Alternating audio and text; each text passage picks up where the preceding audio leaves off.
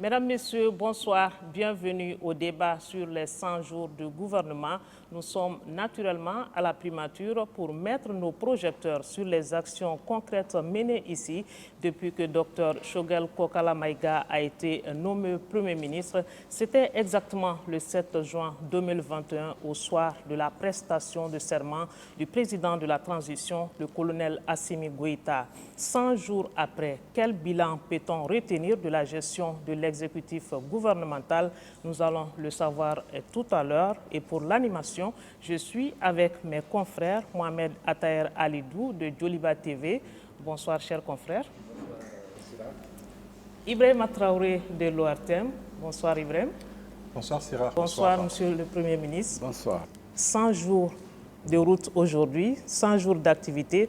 Vous êtes dans quel état d'esprit? Vous tenez bon? Je voudrais commencer par m'incliner devant la mémoire de tous les Maliens qui tombent tous les jours, les amis du Mali, mais aussi et surtout devant la mémoire des Maliennes et Maliens qui sont tombés pendant la lutte qui a conduit à une situation qui fait que je suis là aujourd'hui.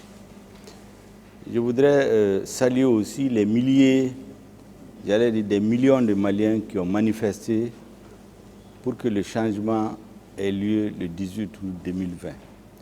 Je suis aujourd'hui dans un état d'esprit habité par l'obligation, le sens de l'obligation de répondre aux aspirations légitimes pour lesquelles les Maliens se sont mobilisés. Et c'est ce qui fait que tous les jours pratiquement, mes collaborateurs peuvent témoigner, je suis là de 5h30 à 21h, 22h tous les jours. Donc c'est un esprit d'obligation, un esprit de responsabilité, un esprit qui doit nous guider à obtenir obligatoirement des résultats dans le laps de temps qui nous est imparti. J'aimerais encore une fois de plus qu'on parle de cette question d'actualité, Monsieur le Premier ministre. C'est celle relative à la prolongation de la transition et c'est sur toutes les lèvres aujourd'hui. La transition sera-t-elle prolongée ou pas? Le gouvernement a dit et continue de dire qu'il fera tout ce qui est possible pour être dans les délais prescrits. Le gouvernement dit aussi qu'il fera tout pour réussir l'organisation des assises nationales de la refondation pour restituer la parole aux Maliennes et Maliens qui diront quelle orientation, quel rythme veulent-ils imprimer à la transition. Au sortir des assises nationales, je crois que nous pourrons donner des indications plus précises. Pour l'instant, nous travaillons à respecter les engagements qui ont été pris devant la communauté internationale. Parce qu'en fait, les dates et les délais qui ont été donnés étaient donnés sans avoir imaginé les questions qu'il faut résoudre avant d'y arriver. Nous procédons de façon plus scientifique. On pose les problèmes qu'il faut résoudre un à un et en fonction de là, on dit voici à quelle date on aura fini de les résoudre et on peut faire les élections. Avant, on a fixé la date sans se poser la question par quelle étape il faut passer. Le ministre, justement sur la question, quand on vous entend parler, on a l'impression que vous avez tout le temps, alors que nous sommes dans une transition. Donc une transition, par définition, doit être courte. Les assises de la nationale de la transition, vous les proposez, mais la classe politique rejette l'offre et se pose même des questions sur sa pertinence et même sur son coût. Est-ce que vous allez renoncer? Est-ce que vous allez jusqu'au bout? Vous savez, la classe politique est diverse. Au Mali, la société ne se limite pas à la classe politique. Nous parlons des forces vives. Les forces vives, c'est la classe politique, c'est les syndicats, c'est la société civile, c'est les fêtières, c'est les organisations socio-professionnelles, c'est les autorités traditionnelles, les différentes organisations, les chefferies traditionnelles, les paysans, les éleveurs. C'est tout cela qui constitue les Maliens. La classe politique, c'est une partie. Et c'est au sein de la classe politique qu'il y a une partie qui n'est pas d'accord avec la façon de travailler du gouvernement. Ce qui est normal en démocratie. Mais ce que je constate seulement, pour la quasi-totalité, ce sont les partis qui constituait la majorité qui avait le pouvoir et que le peuple a rejeté. On est en démocratie, ils sont libres d'exprimer leur volonté, mais le peuple, ce n'est pas seulement eux. Deuxièmement, vous regardez par exemple l'organe unique de gestion, on y viendra, mais c'est un exemple assez illustratif. Jusqu'à la dernière mission de la CEDEAO au mois de mars 2021, toute la classe politique, toute la société civile disait qu'il faut un organe unique de gestion des élections pour minimiser les risques de contestation des élections. Il ne s'agit pas de les éliminer totalement. Et brusquement, moins de 60 jours après, dès qu'on a nommé un nouveau Premier ministre le 7 juin, une partie de la classe politique, comme je dis, essentiellement des partis de l'ex-majorité, tous disent qu'ils ne sont plus d'accord. Ils disent « allons-y aux élections, quel que soit ce qui va advenir ». J'ai rappelé à plusieurs fois, quand on ne sait pas tirer les leçons de son histoire, on ne peut pas avancer. Au Mali, il y a eu 2 crises politiques majeures, en 1997 et en 2020. L'une a failli emporter le régime. Elle a laissé beaucoup de dégâts dans la société, beaucoup de fractures. La deuxième a emporté le régime. Les deux se sont conclus à la suite d'un débat qui ressemble à celui que nous vivons aujourd'hui. En 1997, pendant 2 mois, la classe politique et le gouvernement ont débattu. La classe politique dit « créons les conditions minimale de transparence des élections ». Le gouvernement qui a fait 5 ans sans faire les listes électorales dit « je suis tenu par les délais, il faut qu'on aille aux élections quelles que soient les conditions ». On les a tenus, vous connaissez la suite, une crise politique avec des morts, des emprisonnements, dont je dis souvent, le père de l'hymne national du Mali, Seydou Badian Kouyaté, vous vous rappelez, s'est retrouvé dans la même cellule que le colonel Youssouf Traoré du Semelen, à Koulikoro. Vous avez Malamine Traoré, une figure emblématique de ce qui est convenu d'appeler au Mali le mouvement démocratique, qu'on a fait promener dans une bâchée pour l'humilier à Bamako, le déporter à Abla, le mettre dans la même cellule que Omar Kanouté, membre du BC, Muntagatal déporté à Kita, dans la même prison que les prisonniers de droit commun, Omar Mariko, contestataire de tout le temps du régime de la Deuxième République, mais qui n'était jamais obligé de quitter le Mali. Il a été obligé de s'exiler pendant 8 mois parce qu'il disait qu'on voulait attenter à sa vie. Bon, c'est pour vous dire que en 1997, c'était comme ça. En 2020, pendant 2 mois, l'opposition dit « créons les conditions d'organisation d'élections transparentes ». Vous avez reporté le mandat de l'Assemblée 2 fois, reportons une dernière fois pour faire. Le gouvernement Nido, délai. On est arrivé, vous connaissez la suite. On a le même débat aujourd'hui. Les partis de l'ancienne majorité, qui est tombé le 18 août, disent qu'il faut les élections tout de suite. Le reste de la société malienne, la société civile, une bonne partie, sur les 200 et quelques partis, vous avez peut-être une trentaine qui disent tout de suite. Nous avons la responsabilité aujourd'hui, sous la haute direction du président de la transition, de faire les choses de manière à ce qu'on n'ait pas de crise politique après les élections. C'est ça notre objectif. Monsieur le Premier ministre, le Mali aurait un accord en vue avec la société russe Wagner pour la venue de mercenaires. Vous confirmez ou bien vous infirmez cette information? Vous savez, les questions de défense par définition n'ont pas vocation à être débattues à la place publique. Vous le savez très bien. Pour le reste, ce que je peux dire, c'est qu'il y a beaucoup plus de rumeurs à la date d'aujourd'hui que de réalité.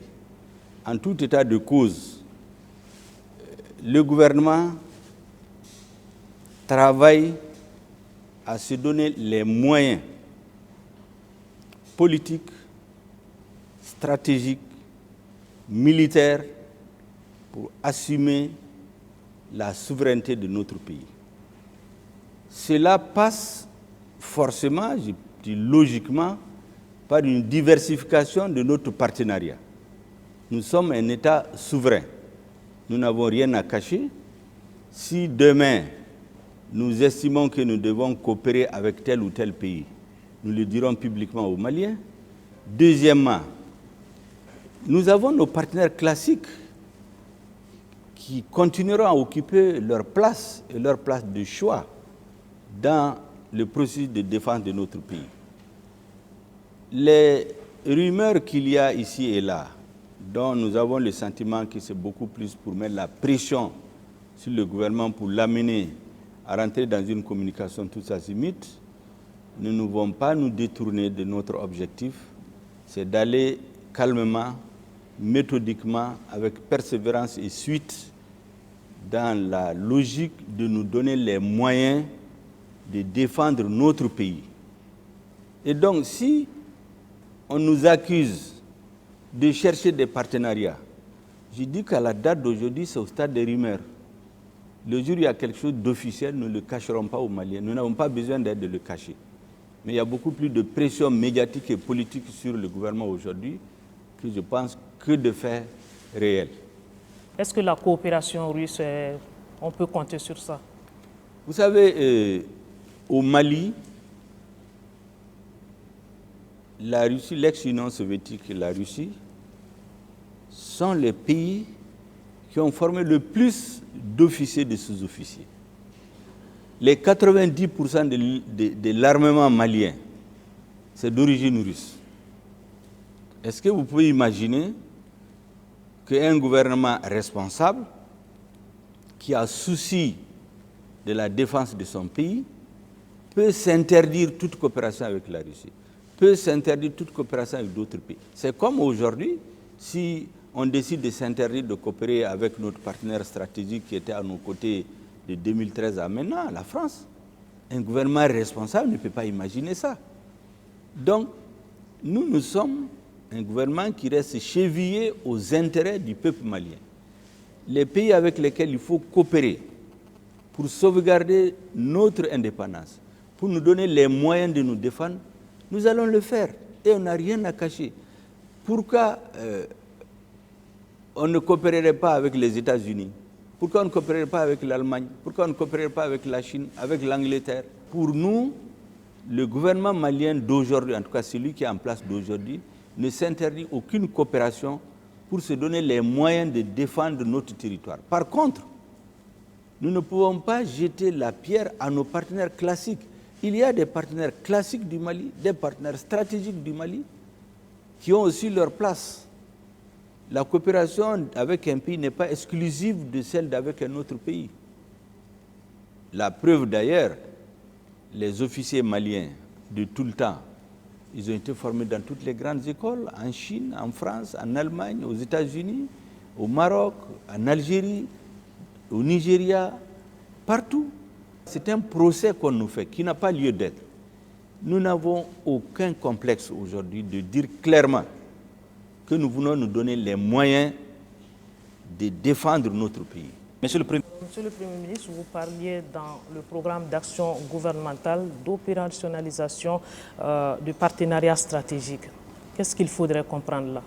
L'opérationnalisation du partenariat stratégique, c'est d'être actif dans les différents outils de partenariat de défense. Vous avez le G5 Sahel, vous avez les différentes opérations militaires. Nous avons dit clairement, je l'ai dit dès le 4 juin, au meeting commémoratif de l'an 1 des mouvements de rassemblement des forces patriotiques, que le peuple malien a besoin de regarder vers de nouveaux horizons, regarder plus large, multiplier ses chances de se doter les moyens d'assurer la défense et la sécurité des citoyens.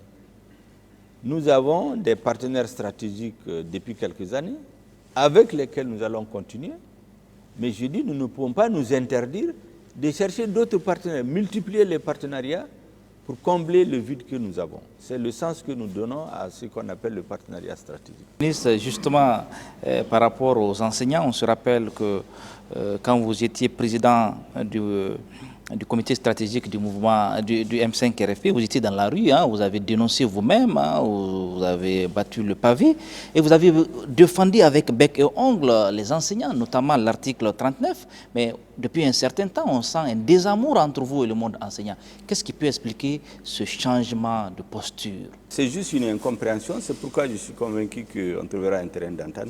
Voici l'histoire de l'article 39. Vous savez, les enseignants, quand le gouvernement avait adopté la loi, c'est en février 2018, en ce moment, c'était de notoriété publique que le gouvernement, dans son intégralité, n'était pas d'accord. Le ministre des Finances, le ministre de l'Emploi, en disant que ça va créer des problèmes. Mais on était à la veille des élections. Comme on a distribué beaucoup de choses aux gens en sachant que ça ne va pas se faire, on nous a montré ici une locomotive à la télévision en disant que les rails vont démarrer. Les gens ont voté, on leur a dit que la locomotive ne marche plus, qu'il n'y a même pas de locomotive. Donc on a fait cette loi en sachant qu'on ne peut pas l'appliquer. Dès que les élections sont passées, on a dit qu'on ne peut pas l'appliquer. Il a fallu attendre les manifestations monstres de 2020 pour que le chef de l'État, en ignorant complètement la position du gouvernement, a pris sa responsabilité. Il dit qu'il est d'accord pour appliquer l'article. Mais après le discours, il n'y a pas eu d'application. Il a fallu le changement du 18 août pour que les nouvelles autorités décident d'appliquer l'article 39. Mais en l'appliquant, ils ont dit très bien aux syndicats, à la synergie, que d'autres syndicats vont demander l'harmonisation. Et qu'au moment où l'harmonisation va intervenir, ce serait un nouveau départ pour tout le monde. Ils étaient d'accord là-dessus. C'est pour cela qu'à la dernière rencontre d'ailleurs des ministres avec les syndicats, j'ai tenu à ce que le ministre de la Défense soit là, et il leur a dit, visa, que l'article 39 a été appliqué en 2020. Et nous nous sommes entendus. Vous voulez une réapplication? C'est difficile. Donc, ce que j'ai demandé à nos frères enseignants, c'est d'accepter le fait que, en appliquant l'article 39, ils se sont trouvés dans une situation plus avantageuse que les autres fonctionnaires. Les autres ont demandé l'équité, à égalité de diplôme, les mêmes salaires, ce qui est acté. Il y a des enseignants des cadres A qui étaient défavorisés. J'ai demandé qu'on prenne cas par cas pour les mettre dans les mêmes niveaux de traitement. Vous savez, souvent, il y a des primes qu'on paye aux fonctionnaires de 7 500. Les enseignants ont 25 000 francs. Vous savez que ce que les collectivités payent en supplément une prime de 25 000 francs, on l'a augmenté à 25 à 50 000 francs. Donc, tout ce qui peut être fait est fait. Il a été demandé d'abroger purement et simplement l'article 39, parce qu'après l'harmonisation, ça n'a pratiquement pas de sens. Mais nous avons dit que non, l'article 39, c'est le résultat d'une lutte. Symboliquement, il faut le garder. Maintenant, comme je dis, c'est des incompréhensions. Ce que les enseignants veulent aujourd'hui, on ne peut pas le faire. Parce que si on le fait, on va rentrer dans une réaction en chaîne. Les autres syndicats vont demander. Ils étaient à un niveau, on a amené les autres à un niveau. Ils demandent, comme l'article 39 dit que chaque fois qu'on fait une augmentation chez les fonctionnaires, on doit faire chez eux. Ils disent le gap là que les autres ont fait pour les attraper, il faut qu'on ajoute ça. Mais on n'en sortira pas. Mais les discussions continuent. J'ai instruit au ministre de les rencontrer cette semaine. Si nécessaire, moi-même je me rendrai à leur siège où je les recevrai à la primature en comptant sur leur sens patriotique. Et le fait que notre pays est dans les difficultés, je leur demande de comprendre et de faire face ensemble avec tous les Maliens. Par ailleurs, j'ai instruit récemment, par écrit, au ministre de l'Éducation nationale, au ministre de l'Administration des territoires, au ministre des Finances, d'auditer le corps enseignant. Il est important que nous sachions exactement ce qui se passe. Il y a des milliers d'enseignants qui ont fini les IFM, qui n'enseignent pas. Vous avez beaucoup d'enseignants qui n'ont pas de diplôme d'enseignant, qui n'enseignent pas. Il faut regarder tout ça, trouver le juste milieu pour être juste, équitable. Tant que le gouvernement va rester juste et équitable, quand il s'explique aux Maliens, ils comprennent. C'est quand le gouvernement essaie de tricher, il fait voter des lois en ne les appliquant pas, il donne des avantages à certains, il cache à d'autres. Nous, on est sortis de ça. À l'issue de cet audit-là et le contrôle physique, on fera le point du corps enseignant. On verra qu'est-ce qui peut être fait, qu'est-ce qui peut ne pas être fait, de manière à ce que les enseignants se sentent en sécurité. Et c'est pour cela que je suis convaincu que nous allons trouver un terrain d'entente, et c'est d'autant plus que les examens sont passés. Rarement dans l'histoire des dernières années, depuis plus de 10 ans, on n'a jamais fait d'examen où il n'y a pas eu de fraude. Il y a eu 2 tentatives de fraude qui ont été identifiées, les responsables sont sous les verrous. Pour la première fois, il n'y a pas eu des attroupements des parents d'élèves dans les cours pour donner des notes par les fenêtres. Pour la première fois, les étudiants ont composé en toute sécurité. Alors, avec ces résultats, je pense que le gouvernement, en moins de 3 mois, on ne peut pas dire qu'il n'a pas eu de résultats. Mais c'est aux Maliens de décider, on n'est pas dans l'autosatisfaction. Vous dites que vous ne souhaitez pas abroger l'application de l'article 39. Pourtant, l'harmonisation de cette grille salariale abroge de fait cet article. Concrètement, face aux Maliens, ce soir, qu'est-ce que vous proposez aux enseignants pour remplacer cet article 39 ? Qu'est-ce que vous allez faire concrètement pour convaincre le corps enseignant? Il y a des fortes pressions, j'allais dire, des conseils avisés qui nous demandent purement et simplement d'abroger l'article 39 et puis c'est terminé. Moi, je pars du fait que le mot article 39 même, c'est le résultat d'une lutte pour les enseignants, symboliquement. Sinon, dans les faits, en réalité, si on l'abroge aujourd'hui, ça ne change pas grand-chose. Ça aurait l'avantage de faire l'économie de la polémique. Pourquoi nous continuons la sensibilisation?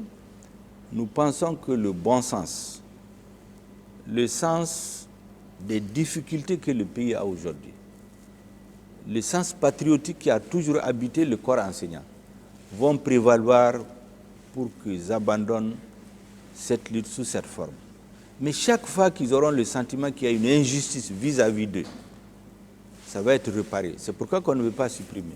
Parce qu'on ne sait jamais, en le supprimant, il peut y avoir un gouvernement qui va venir jouer avec les dates des élections, avec les moments difficiles. Et donc, nous ne voulons pas prendre la responsabilité de l'abroger. Si supprimer, ce sera appliqué. Mais c'est appliqué déjà, en réalité. Comme je dis, ils veulent une réapplication. La réapplication n'est pas possible. C'est ce que nous leur avons dit. La réapplication n'est pas possible. C'est déjà appliqué. Premier ministre, il y a une petite contradiction quand même par rapport à cette question d'harmonisation des salaires. Vous dites qu'un pays ne peut pas excéder 35% de son budget, selon les textes de la CEDEAO, si je ne me trompe. Alors, le Mali a-t-il suffisamment les moyens d'aller vraiment à l'harmonisation aujourd'hui? Mais nous avons fait, la preuve c'est que nous avons adopté au Conseil des ministres le décret d'application de cette loi. Les autres arrêtés d'application vont suivre. Nous l'avons fait en connaissance de cause. Parce que pour une des rares fois, vous aurez constaté, quand j'ai présenté le programme d'action gouvernementale, ça a été chiffré. Il n'y a pas beaucoup de premiers ministres qui ont chiffré ce qu'ils vont faire. Et ce chiffre, nous sommes partis du fait que nous devons serrer la ceinture. On le fera avec les moyens générés par les Maliens. Les appuis extérieurs qui, je suis sûr, vont venir, parce qu'il y a beaucoup de signaux positifs que nos partenaires vont revenir, vont mettre le peuple malien, le gouvernement, dans une situation de confort pour accélérer la réalisation d'un certain nombre de projets de développement. Mais pour ce qui a été présenté aux Maliens, c'est avec les ressources générées à l'intérieur. Ce n'est pas en comptant sur l'aide extérieure. Ça, c'est quand même une caractéristique de ce gouvernement. Et je pense que les Maliens doivent en être fiers. Parce que aussi longtemps qu'on n'apprend pas à vivre de nos propres moyens, on ne peut pas être respecté. Lorsque vous vivez avec vos propres moyens, vous gérez de façon plus parcimonieuse et les bailleurs de fonds regardent. Lorsque vous inspirez confiance, ils viennent vous aider. Et je vous avoue que dans les semaines à venir, les nouvelles sont très bonnes. La Banque mondiale, le 6 septembre passé, a décidé de lever les mesures de restriction qui frappent le Mali. Le FMI, j'ai adressé une lettre depuis début septembre, fin ou début septembre. Donc nos principaux partenaires commencent à avoir confiance au gouvernement. Vous savez, les partenaires regardent. Il y a des questions de principe chez eux. Lorsqu'il y a une rupture de l'ordre constitutionnel, ils ne peuvent pas accompagner le mouvement, mais après ils observent.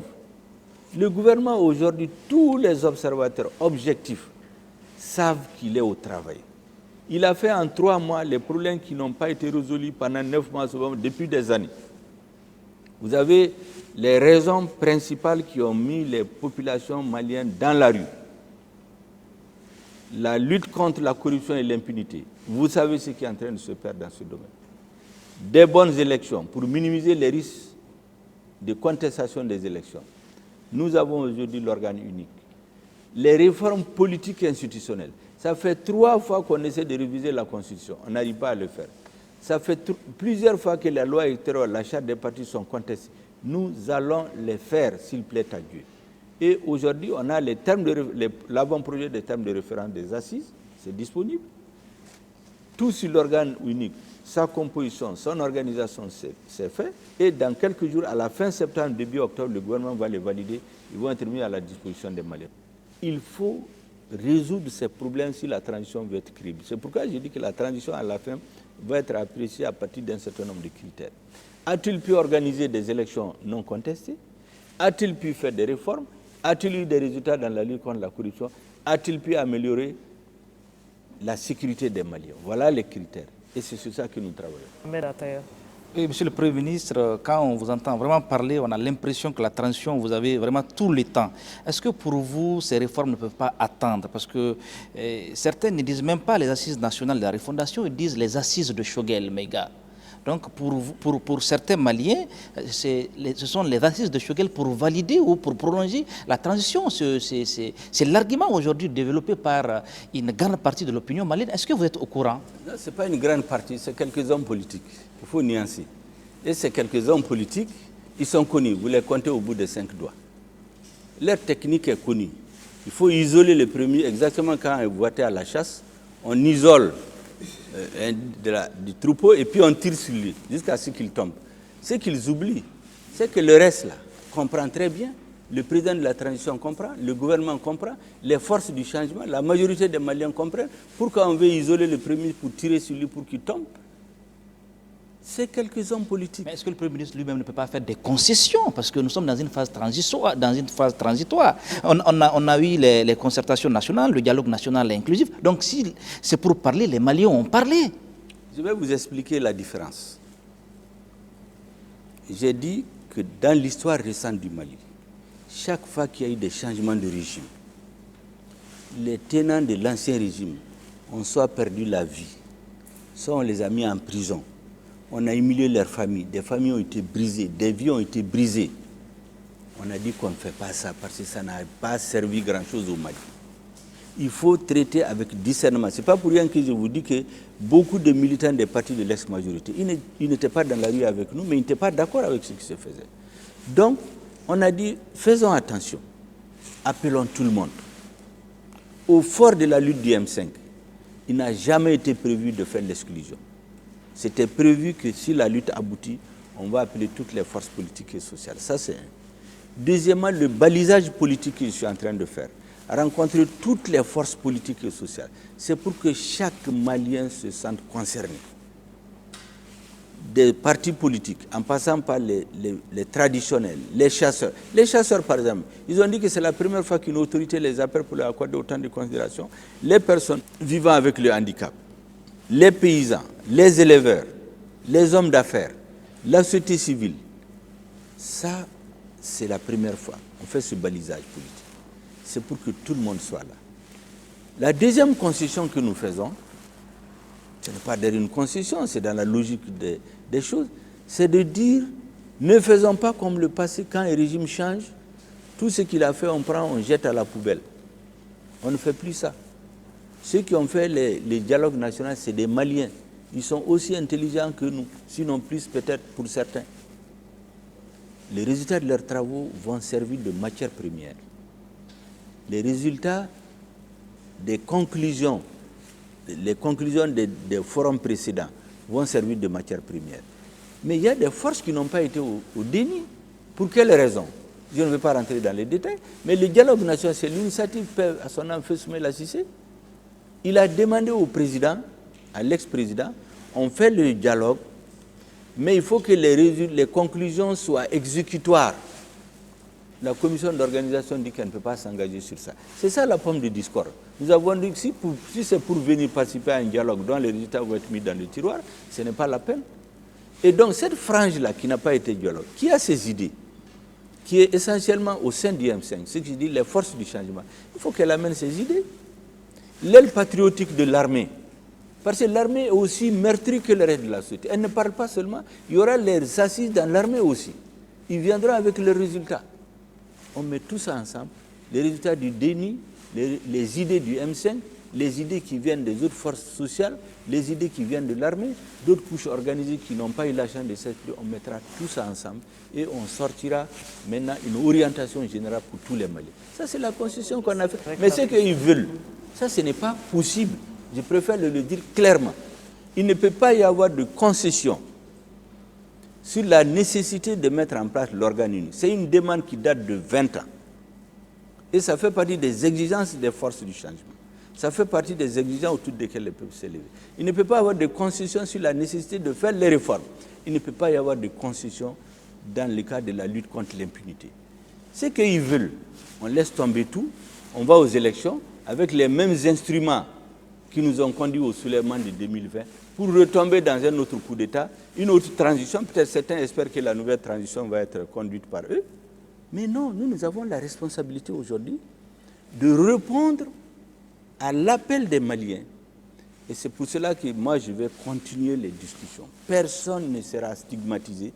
Et les instructions ont été données aux ministres concernés de continuer à discuter. Si c'est nécessaire, je me rendrai moi-même chez les dirigeants, un à un, pour discuter avec eux. Venez qu'on se mette ensemble. Venez avec vos idées pour qu'au sortir des assises, on puisse parler d'une même voix.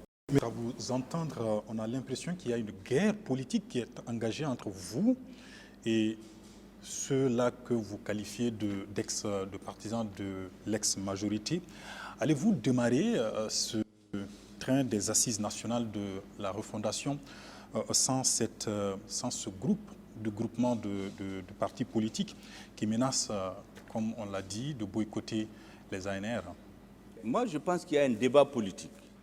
Vous savez, un homme politique, quand il s'exprime, il fait monter les enchères, il dit qu'il n'est pas d'accord. Il faut le comprendre. Moi, personnellement, je les comprends. C'est l'opinion qui pense que le ciel va tomber sur la tête de la transition. Mais non, c'est des hommes politiques, ils ont des positions de principe qu'ils doivent défendre. C'est pourquoi je dis qu'on va continuer à discuter avec. Il n'y a pas de guerre. Moi, je n'ai pas l'esprit de guerre ni de quoi que ce soit. C'est les autres qui essaient de... On essaie de diaboliser le Premier ministre, comme je dis, pour l'isoler et puis l'abattre. Or, ce n'est pas ça la solution. Le gouvernement n'a pas intérêt à ce que des Maliens se sentent frustrés. Nous ne voulons pas de cela. Mais il ne faut pas utiliser cette attitude du gouvernement, l'interpréter comme une faiblesse ou une incapacité de s'assumer lorsque c'est nécessaire. Les assises se tiendront avec ou sans ces regroupements politiques? Je ne parle pas de là, les assises se tiendront. Je crois, nous allons continuer à faire en sorte que la totalité des forces politiques et sociales participent. Moi, je n'envisage pas du tout, en tout cas, ce n'est pas dans notre projet que des Maliens soient exclus des assises. Mais si quelqu'un décide de s'exclure, moi, je ne peux rien contre ça. C'est pourquoi je dis, jusqu'à la dernière minute, nous irons vers eux. C'est les consignes du président de la transition. Faites en sorte que la transition soit inclusive. Monsieur le Premier ministre, lors de votre installation à la primature, vous avez parlé, je cite, de gouvernance, de rupture par l'exemple. Mais jusque-là, vous n'avez pas fait de déclaration de biens, et comme le prévoyait la charte de la transition. Le train de vie de l'État aussi n'a véritablement pas diminué. Est-ce qu'à ce niveau, qu'est-ce que vous avez à dire au peuple malien? Vous savez, il y a certains sur les réseaux sociaux qui parlent souvent de ceux qui ne savent pas. J'ai entendu effectivement ce discours, on n'a pas déclaré nos biens. J'ai été nommé par le président de la transition le 7 juin. Le premier conseil de cabinet s'est tenu le 11 juin. J'ai déposé la déclaration des biens le 9 juin, avant le premier conseil de cabinet. Et j'ai instruit plus tard à tous les ministres de le faire. Donc cette question, je la mets à côté. Ça n'a pas été rendu public? J'ai envoyé à qui de droit? On n'a pas été informé. Bon, vous êtes informé maintenant. Concernant le train de vie de l'État, le président de la transition a dit clairement que les fonds spéciaux du chef de l'État, les 2 tiers vont être utilisés à des œuvres sociales. Vous voyez ce qui est en train de se faire. Le Premier ministre a pris le même engagement. Il va le faire, il le fait déjà. Mais il n'utilise pas le même canal de communication que le président pour ne pas donner l'impression qu'il veut faire concurrent, il veut faire comme le président. Il le fait et si nécessaire, ça peut être rendu public. Globalement, au niveau de la baisse du train de vie de l'État, j'ai annoncé au niveau du CNT qu'environ 100 et quelques milliards, je crois que le ministre des Finances m'a fait le point, ça fait après 101 milliards. Il m'a fait le point parce que j'ai demandé ça, ce qui a pu être économisé à date et ce qu'on prévoit d'ici la fin de l'année. Ces 101 milliards vont être utilisés pour près de 60 à 70% pour conforter l'armée, pour renforcer le budget d'achat d'aéronefs. Parce que comme je vous l'ai dit, aussi longtemps qu'on n'a pas la suprématie dans les airs, on ne pourra pas gagner la bataille. Une partie va être affectée au domaine de la santé, à l'appui au monde paysan, je crois aux routes. Vous voyez à Bamako, les routes qui se sont dégradées, certains accusent la transition dans ça aussi. Alors qu'on a trouvé des routes, souvent des marchés, des routes qui sont prévues pour durer 15 ans, 6 mois après elles partent. Pour refaire les routes, je crois, pour 5 et quelques milliards aussi. Vous avez ensuite des œuvres sociales. Donc, comme le président l'a dit, et nous l'avons confirmé devant le CNT, ces économies vont être utilisées essentiellement pour aider les plus démunis et notre armée. Le détail peut être donné aux Maliens à tout moment, si nécessaire. Dans la lutte implacable contre l'impunité au Mali, personnellement, vous sentez-vous menacé par la justice? Plusieurs sources indiquent que vous avez un dossier en suspens au niveau du pôle économique. D'autres vous accusent par ailleurs d'être aussi parmi les responsables du M5 RFP qui ont appelé les manifestants du M5 RFP à aller occuper les édifices publics, notamment l'Assemblée nationale, l'ORTM. On a vu ce qui s'en est suivi. Est-ce que personnellement vous vous sentez aujourd'hui menacé par la justice? Dans le monde moderne, si vous ne parlez pas de vous-même, personne ne parlera de vous. Sinon, dans le temps, on ne parle pas de soi-même. Je vais vous dire que j'ai été certainement le fonctionnaire, l'agent de l'État qui a été le plus harcelé par les différents gouvernements. J'ai été dans le gouvernement de 2002 à 2007. Lorsque je suis sorti, ma gestion a été auditée. Après moi, j'ai le rapport. Je suis allé à la MRTP de 2008 à 2015. Il y a eu 6 missions de contrôle en 6 mois dans le même service. Ce n'est jamais arrivé à un fonctionnaire. Entre le 22 janvier 2016 et le 20 juillet, il y a eu 6 missions du contrôle général d'État. L'objectif était de trouver des fautes de gestion. En 2014, sous la transition, la première transition, on a envoyé le vérificateur qui a fait 2 mois dans mes bureaux. Avant ça, le contrôle d'État a fait 8 mois dans les bureaux.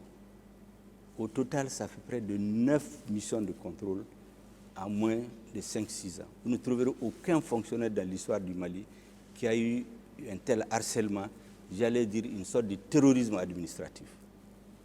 Mais toutes ces missions, j'ai les rapports, ne m'ont pas incriminé.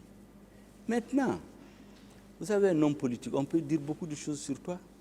Souvent, pendant que les missions étaient en cours, des extraits des rapports provisoires sont véhiculés dans la presse. Il y a même des journaux, je ne vais pas citer le nom, qui se sont spécialisés. C'est-à-dire chaque 2 semaines, on sortait quelque chose sur moi, alors que le rapport n'était même pas déposé. Est-ce que vous pouvez imaginer qu'on peut faire autant d'opposition en régime s'il avait des choses concrètes contre vous? Vous allez continuer à parler comme je le faisais? Mais ceux qui parlent aujourd'hui, mais pourquoi quand ils avaient le pouvoir, ils n'ont rien fait? Ce n'était pas pour me ménager, sinon ça servait à quoi d'envoyer 6 missions de contrôle en 6 mois? C'était bien pour utiliser les résultats. Moi, je dis que je ne rentre pas dans les débats de personne. Certains veulent amener, même dans le débat sur la transition. Vous avez vu, vous avez dit tout de suite, il y en a qui ont dit le Premier ministre est le seul responsable. Parce que les gens veulent personnaliser le débat. Généralement, quand les gens n'ont pas d'idées, ils font le débat de personnes. Moi, je fais le débat d'idées, les débats de projets. Les débats de personnes, je n'en suis pas là-dedans. Il y a les services habilités de l'État qui doivent dire qui a fait quoi, qui doit répondre comment. Maintenant, il y a des gens qui sont payés sur les réseaux sociaux. Il y a des gens même qu'on m'a dit d'attaquer en justice. J'ai dit, mais moi, je ne commettrai pas l'erreur en tant que Premier ministre d'aller porter plainte contre un citoyen. Comme je l'ai dit avec la presse, quand j'étais dans l'opposition, il y en a qui ont tout dit sur moi. J'ai dit, il ne sera jamais dit, en tout cas, peut-être je changerai d'avis un jour, mais pour mon état d'esprit, il ne sera jamais dit que j'ai traîné un journaliste devant, en tout cas un journaliste malien devant les tribunaux. Il ne sera jamais dit, pendant que je suis en fonction, que j'ai traîné un vidéoman, un chroniqueur. Parce qu'il y en a qui sont spécialisés, il y a des hommes politiques qui n'ont pas le courage de me faire face. Ils vont se cacher derrière des chroniqueurs, se cacher devant des vidéomans, devant des journalistes, pour diffuser. Mais en réalité, ces chroniqueurs, ces journalistes, s'il y a plainte contre eux, Ces hommes politiques ne paieront même pas des avocats pour eux. Donc ce que j'ai dit aux uns aux autres, dites ce pourquoi vous avez des preuves. Parce qu'à force de dire ces choses-là sur moi, le journal qui s'était spécialisé, il y avait 2 journaux, je ne vais pas, vous les connaissez, qui s'étaient spécialisés dans ça contre moi. Ils ont fait l'année 2016, 2017, ils ont abandonné. Il y a un autre qui a pris le relais, 2018, 2019, je crois qu'il s'est découragé. Maintenant, ils ont laissé les journaux, c'est les chroniqueurs et les vidéomans. Ils vont se décourager aussi. Il y a les services habilités de l'État pour connaître de ces dossiers. La célébration de la fête de l'indépendance du Mali, le Mali indépendant qui a 61 ans aujourd'hui, de quoi peut-on se réjouir? En 1960 et les mois qui ont suivi, et plus tard, ceux qui ont fondé l'État malien ont d'abord voulu un État souverain. Le premier outil d'exercice de la souveraineté d'un État, ce sont ses forces armées et de sécurité. Celles-ci ont été trahies, désarticulées, désorganisées, nous en payons le prix aujourd'hui. Heureusement, depuis un certain temps, la volonté de reconstruire cette armée ne fait l'ombre d'aucun doute. Et c'est pour cela que vous allez regarder dans l'architecture du gouvernement. Vous avez d'abord le ministre de la Défense. Deuxièmement, le ministre de la Justice. Troisièmement, le ministre des réformes politiques et la réforme de l'État. Parce que le peuple a soif de sécurité, de justice, de réforme, j'allais dire de refondation. Notre rôle aujourd'hui, pendant le laps de temps qui nous est imparti, c'est de redonner confiance aux Maliens, de faire comprendre aux Maliens que notre peuple a trébuché, il est même tombé, mais il va se relever. Toutes les grandes nations, si vous regardez dans leur histoire, toutes les nations qu'on nous cite en exemple aujourd'hui, à un moment donné de leur histoire, pour ceux qui lisent, ils sont tombés, elles sont tombées. Elles ont même été humiliées, occupées, disloquées. Mais il a fallu qu'un certain nombre de patriotes se retrouvent, de différents courants. C'est pour cela que moi, je ne rentre pas dans les débats idéologiques. Les patriotes peuvent être idéologiquement de différents bords. Ils se retrouvent pour dire qu'il faut sauver notre pays. Aujourd'hui, quelle que soit votre orientation politique, si le Mali tombe, vous n'existerez pas. Donc il s'est trouvé des patriotes qui se sont retrouvés, ou quelques hommes, pour redonner confiance à notre peuple. Je pense que c'est la mission principale de la transition. C'est la mission principale de tous les Maliens. Nous avons besoin de l'union sacrée. C'est pour cela que le président de la transition parle de transition inclusive, pour ne pas commettre les mêmes erreurs que les différents régimes. Nous voulons que tous les Maliens viennent, qu'on se mette ensemble, et je suis convaincu que nous allons redonner au peuple malien la confiance. Nous allons redonner au peuple malien sa souveraineté, son indépendance et sa place dans le concert des nations. Mais à l'étape actuelle, nous sommes en phase de reconstruction. Il n'y a pas beaucoup de choses de se réjouir, sauf les efforts qui sont en train d'être faits par notre armée et la détermination de vos militaires. Je vous avoue que les défis qui ont été lancés à notre armée ces derniers mois, avec un certain abandon, ont encouragé. Aujourd'hui, la détermination des militaires maliens est plus forte que jamais, parce qu'ils ont compris que le peuple ne peut compter que sur eux pour recouvrer sa dignité, pour recouvrer son indépendance, pour recouvrer son intégrité territoriale. Comme on dit en Bambana, Mali Dambé Sege Ama. C'est sur cette voie que nous sommes aujourd'hui. Pour le reste, un gouvernement, c'est une œuvre humaine qu'il exécute. Il y a des erreurs, il y a des insuffisances, il y a les impatiences de notre peuple que nous comprenons. Et nous essayons d'y faire face comme on peut. Merci, Monsieur le Premier ministre. Merci d'avoir répondu à nos questions. Comme on le dit en termes journalistiques, vous avez été un bon client. Merci. Ce débat se referme ici. En attendant d'autres forats, nous étions donc avec le Premier ministre, Dr Choguel Kokala Maïga, pour parler des 100 jours passés à la tête du gouvernement. Un premier bilan pour l'équipe. Les 4 volets du programme d'action du gouvernement ont été décortiqués, ainsi que leurs points de mise en œuvre. Et j'étais avec Mohamed Ataher Alidou de Joliba TV et Ibrahim Traoré de l'ORTM. Une grosse équipe de production de l'ORTM et de la primature vous ont servi. Nous espérons que vous avez eu un intérêt à nous suivre. Merci de votre attention. Passez d'excellents moments de télévision en notre compagnie. Bonsoir.